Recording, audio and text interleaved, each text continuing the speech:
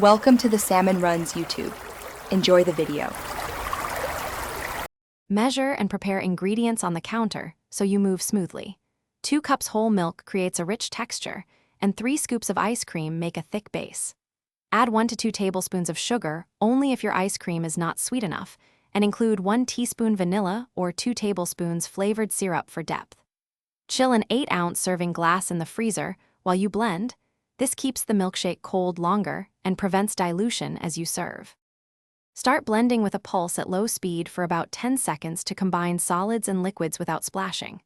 Then increase to high and blend for 20 to 30 seconds until the mixture is smooth and ribbon-like, keeping total blend time under 2 minutes to avoid melting. If the shake is too thick, add 1/2 cup ice or 2 tablespoons more milk and blend briefly. If too thin, add 1 scoop of ice cream. Scrape the sides with a spatula and fold in cookie. Pour the finished milkshake into a chilled 8-ounce or 12-ounce glass to maintain temperature and presentation.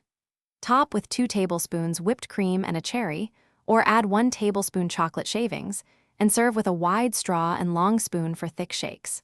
For fruit versions, use 1 cup fresh fruit and cut added sugar to 1 teaspoon if the fruit is sweet.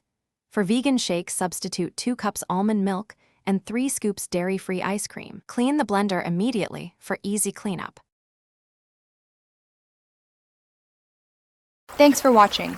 Consider subscribing if we helped you.